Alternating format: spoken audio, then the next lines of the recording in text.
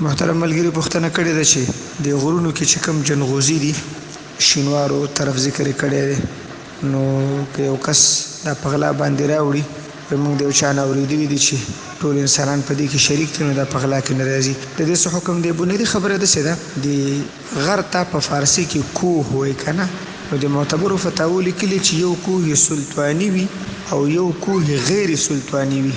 عام طور باندې چې کوم غرونه دي دا په کوه سلطاني کې راځي، نو د وخت چې کوم اسلامي بادشاه وي، امیر المؤمنین وي، خلیفة المسلمین وي، نو د هغه د لزوم دید او د ثواب دید موافق به دې کې چلن کولی شي او د هغې هغه اصولي طریقه باندې به کار کولی شي.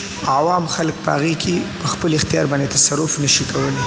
دویم داسې غرونه هم شته چې هغه کوه غیر سلطاني دي. که دا زه اوس تازه نورستان ته زما سفر شوی و، د نورستان خلک ته تقریبا څه کم 200 کاله کېږي د امیر عبدالرحمن خان په زمانه کې دا مسلمانان شوي. نو هلته علماو خپله دا خبره کولی او شیخ صاحب خپله د نورستانو دا خبره وکړه چې زموږ خلک د غرونو ته راتښتېدلي د اسلام څخه.